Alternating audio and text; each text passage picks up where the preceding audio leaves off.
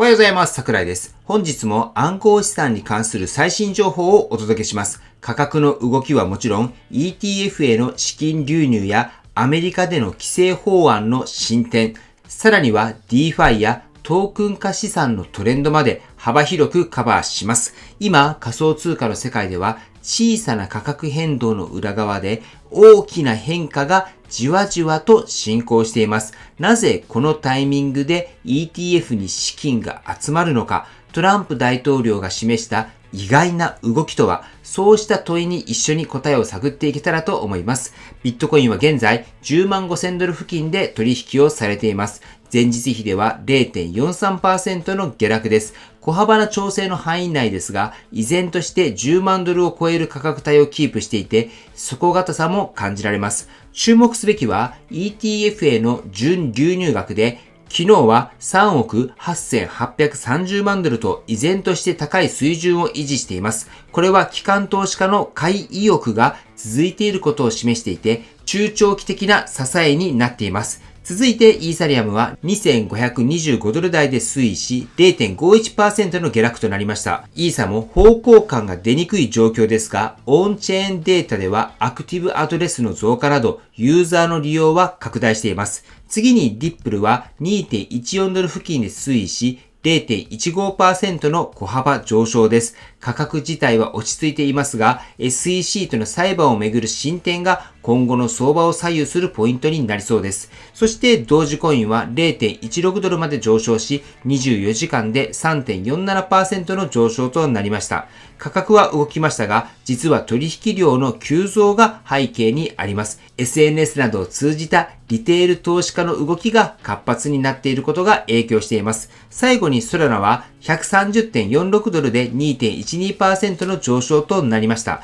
NFT や DeFi 関連でのユースケース拡大が評価されていて、依然としてアルトコインの中では強い存在感を保っています。全体としてはビットコインやイーサリアムに若干の調整が入りつつも、同時コインやソラナなどの一部のアルトコインが検討している印象です。この後のセクションでは、こうした価格変動の背景にある規制や投資トレンドの動きを詳しく見ていきます。アメリカではついに仮想通貨業界にとって初となる連邦レベルの規制法案ジーニアス法が上院で可決されました。このジーニアス法はステーブルコインに関するルールを定めたもので、今後の仮想通貨と金融業界との連携を深める大きな一歩と見られています。ただし、実際に法案として成立するには、これから下院での審議と最終的には大統領の署名が必要です。ここで注目されたのがドナルド・トランプ大統領の発言です。彼はできるだけ早くこの法案を通し、自ら署名したいと明言しました。仮想通貨に対して積極的な姿勢を示したことで、投資家の間では期待感が広がっています。これにより、長年グレーゾーンだったステーブルコインの位置づけが明確になり、アメリカ国内の取引所や企業も動きやすくなる可能性があります。仮想通貨がより広く実社会で使われていくための基盤が今整えつつあるということになります。では、ここからは仮想通貨市場のトレンドと投資家の動き、こちらを見ていきたいと思います。まず注目すべきは、上場企業によるビットコインの購入量です。2025年に入ってからその量は新規発行されるビットコインの 3.3 倍に達していて、機関投資家の買いが明らかに再加速しています。これはビットコインがデジタルゴールドとしての信頼を高めている証拠でもあり、価格の底堅さにもつながっています。次に DeFi、分散型金融の分野にも変化が見えています。運用されている資産額は40億ドルに到達し、これまで裏方の存在だった DeFi がフィンテック業界の中で確実に主役の一つになりつつあります。特に新興国では銀行口座を持たない人々が DeFi を通じて金融サービスにアクセスできるようになっていて、その社会的意義も注目されています。さらにトークン化資産も大きなテーマとなっています。不動産や美術品など実物資産をブロックチェーン上で取引可能にするトークン化、この動きが進んでいて、伝統的な金融商品と仮想通貨の境界が少しずつ解け始めています。これによって、これまで仮想通貨に触れてこなかった層も市場に流入する可能性があり、今後の成長ドライバーになると見られています。投資の世界では、誰が何をいつ動いたのか、これが重要です。そして今、機関投資家は再び仮想通貨に本格的な資金を投入し始めています。この動きが次の価格上昇サイクルの起点となってくるのか、しっかり注視していきたいところと言えるでしょう。続いては仮想通貨を取り巻く社会的な話題や事件、スキャンダルについて見ていきます。実はこの24時間で世界各地で注目の動きがありました。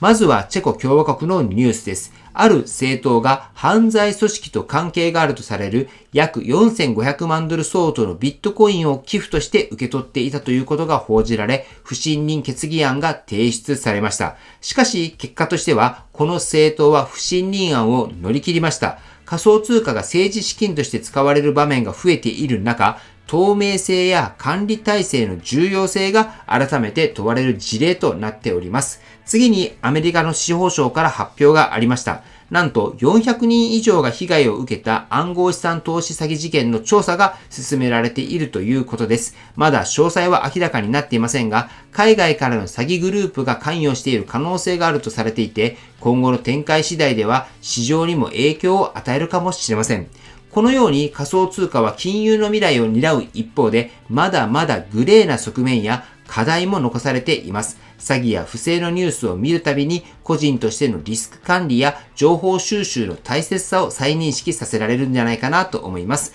では、最後に本日のまとめと今後注目すべきポイントについてお伝えしていきたいと思います。ビットコインやイーサリアムは小幅な調整局面にあるものの、ETF への資金流入や機関投資家の再参入が相場の下支えとなっています。また、同時コインやソラナなど一部のアルトコインには明るい兆しも見られ、マーケット全体としては調整の中にも成長の芽がある状態です。規制面ではアメリカの上院がステーブルコイン規制法案を可決したことが大きな一歩となりました。トランプ大統領の発言を踏まえると、今後の下院審議と大統領署名の流れも比較的早く進む可能性があります。規制が整えば、より多くの資金が安心して仮想通貨市場に入ってくる土台となってくるでしょう。そして DeFi やトークン化資産のような次世代領域も確実に成長しています。仮想通貨が一時的な投機の対象ではなく、実需を伴ったインフラへと変化していることを示す動きが